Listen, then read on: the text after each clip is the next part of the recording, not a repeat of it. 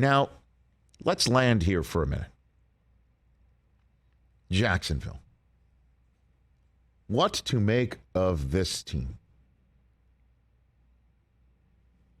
Because they have on their roster the most, and I think everybody agrees, generationally talented first overall picked quarterback since Andrew Luck.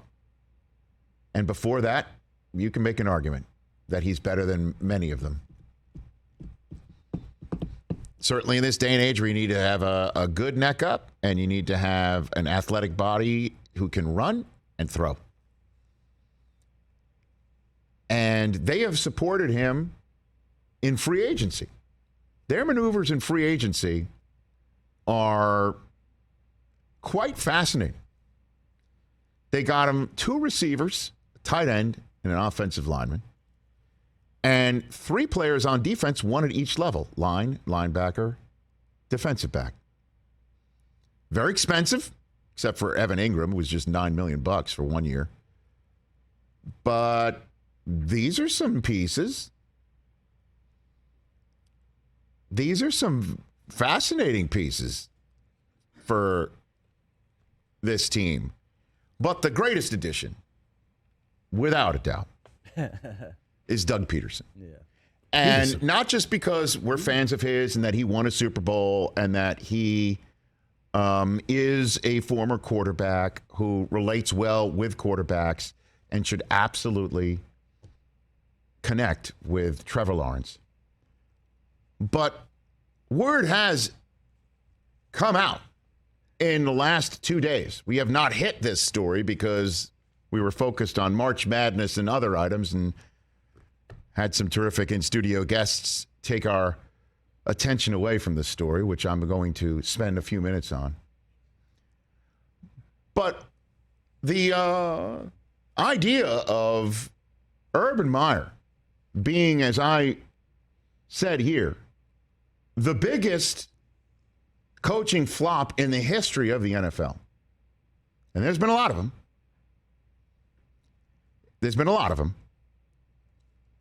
But to find out that just how bad we thought it wasn't as bad as it really was, is beyond the pale, but maybe not shocking.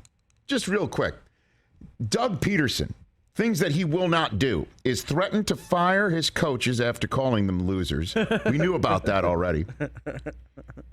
He will not make a player cry because he has so criticized said player, as apparently he did. He won't threaten to cut players, and by so doing, say that these players should listen to him because once they're cut, they, quote, couldn't get a job paying more than $15 an hour. Which apparently, not surprisingly, upset the professionals in his locker room. He also won't say, I hate scouts. Scouts are lazy, which this article in The Athletic says he did say. I've been around scouts. I don't see how lazy they are. I see how hard they work and how serious they take their job to the point where they turn the music off at a combine. And it's also tough to call somebody lazy when you then walk into a room before you play the Rams and say, who's this 99 guy on the Rams? I'm hearing he may be a problem for us. Which is the oddest mashup of a Jay-Z song I've ever heard. Boy. Not knowing who Aaron Donald was prior to playing the Rams, which, by the way, they played deep into the season. Talk about lazy. You don't know who Aaron Donald is? How do you think that lands in a professional locker room after you've already kicked your kicker and not come back on the team plane 4 weeks in? And that was the game, the Rams, the one where James Robinson got benched because he demanded it. happened, and then after the game said, speak to Bernie Parmalee, our running backs coach, because I don't handle that sort of thing. And he did exactly that and needed Trevor Lawrence to say to him during that game, come on, put him back in. He did after he fumbled 26 plays before. And it was after that game, those players went to Rams players reportedly and said, get me out of here. So bad that somebody told The Athletic that those who experience Meyer's brand of leadership, quote, want a fuller public accounting of his tenure. Oh, and I also didn't mention what Doug Peterson won't do is when he's got a player who's a receiver, John Brown, by the way, from the state of Florida. He won't go up to Trevor Lawrence and tell him to slow down the route for Brown because Brown might be having a trouble with the route because, quote, these boys from the South, their transcripts ain't right. What the hell? That was the one for me. What the hell? DJ Chark, by the way, good for you, DJ. He's left. He's on the lines now. Good for you. You put your name to it. Everybody else is unnamed in this article. DJ Chark put his name to it, saying that it was so bad, quote, I'm surprised he lasted that long, to be honest with you. Told us from day one he was going to maximize our value, and I truly can't tell you one player that maximized their value on the Jags this year.